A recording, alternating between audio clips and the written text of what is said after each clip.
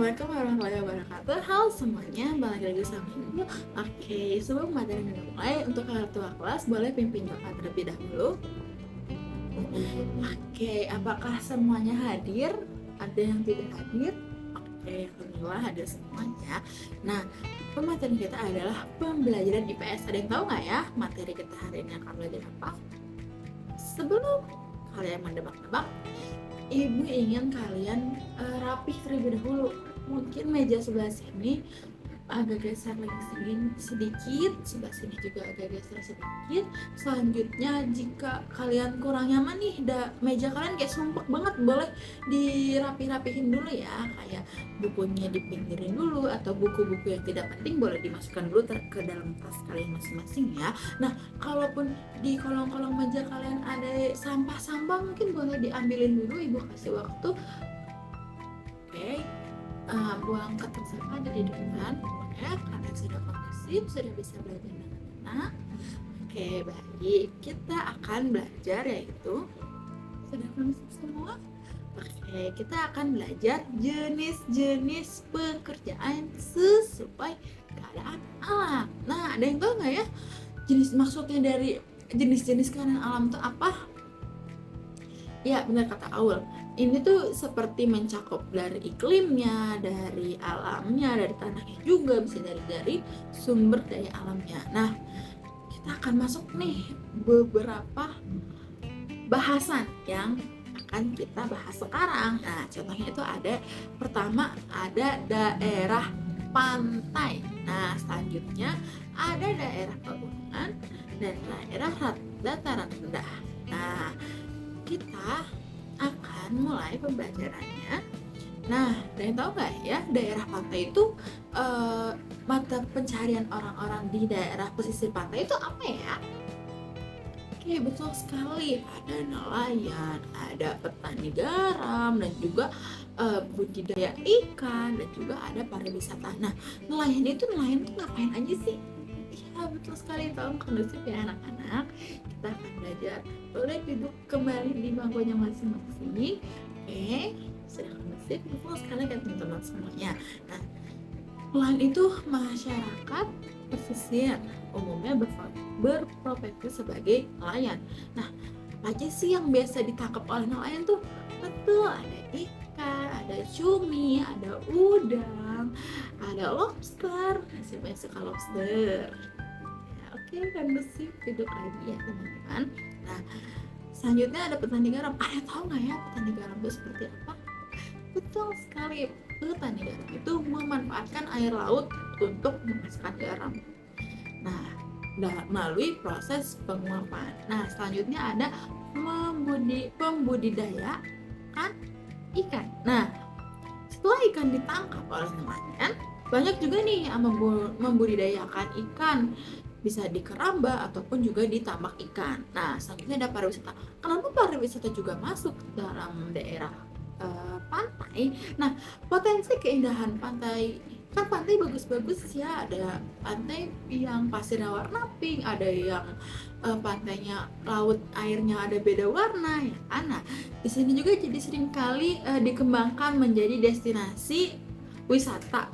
Pekerjaan di bidang pariwisata ini bisa seperti mengelola hotel, resort seperti itu ya, dan juga ada restoran ataupun pemandu wisata, misalnya kayak ke akuarium terdekat. Nah, teman-teman, untuk kondisi kembali duduk lagi di mejanya. Jika pun ada yang ingin ke kamar mandi, boleh angkat tangan ya. Nah, kita akan lanjut di daerah pegunungan. Yang tahu nggak ya daerah pegunungan itu seperti apa? Betul sekali.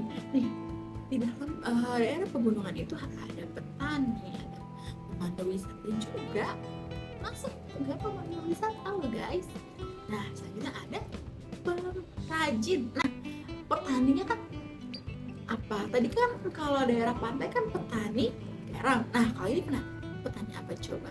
Betul sekali. Nah, petani ini itu biasanya untuk sayur-sayuran yang harus di daerah pegunungan yang sangat tinggi, juga bisa jadi buah-buahan dan juga tanaman obat. Nah, selanjutnya untuk peternak. Nah, peternak di daerah pegunungan itu biasanya cocok dengan sapi, sapi, kambing, dan juga umumnya dilakukan di daerah pegunungan. Nah, selanjutnya ada pemandu wisata nih. Nah, keindahan alam pegunungan menarik banyak orang seperti yang hiking seperti itu ataupun kayak air terjun seperti itu juga bisa. Nah, pengrajin masyarakat pengolahan seringkali memiliki keterampilan dalam membuat kerajinan tangan, misalnya dari kayu, dari bambu ataupun juga dari rotan. Nah, selanjutnya kita masuk ke daerah dataran rendah. Nah, daerah dataran rendah juga ada petani, ada peternak juga, ada industri dan juga ada jasa. Nah,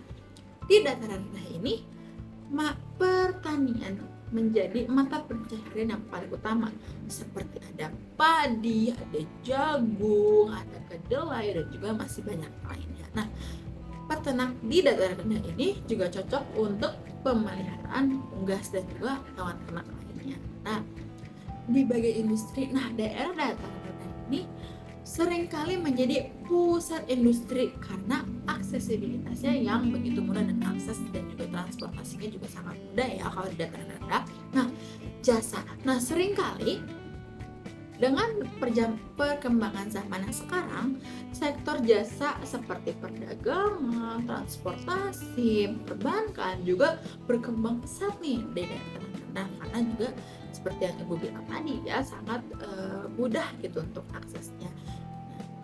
Teman-teman untuk ada bersih yang ingin minum boleh minum, yang mau ke kamar mandi ataupun ngantuk misalnya boleh izin ke WC terlebih dahulu ya. Oke, baik Ibu lanjut nih, apa sih faktor-faktor yang memengaruhi jenis pekerjaan tersebut? Ada dari iklimnya juga bisa dari betul kata yang teman-teman sebutkan, dari curah hujan, dari suhu, dari kelembapan, itu juga sangat berpengaruh.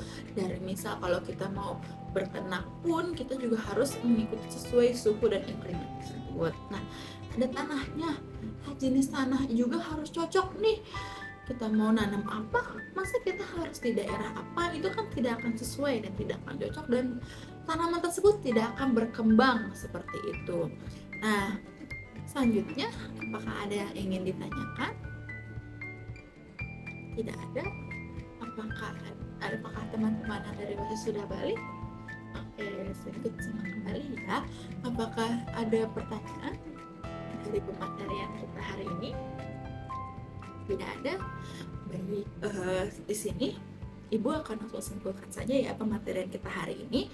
Nah, keadaan alam memiliki peran yang sangat penting dalam menentukan jenis pekerjaan yang dominan di sebuah daerah. Dengan memahami hubungan antar manusia dan juga alam, kita dapat membangun kehidupan yang lebih baik dan juga berkelanjutan. Nah, sampai di sini kurang lebihnya mohon maaf. Untuk teman-teman kembali kondusif lagi. Oke, untuk ketua kelas boleh memimpin doa. Kita ucapkan bersama-sama. Alhamdulillahirrahmanirrahim. Pematerian kita sampai hari ini kurang lebihnya mohon maaf. Assalamualaikum warahmatullahi wabarakatuh.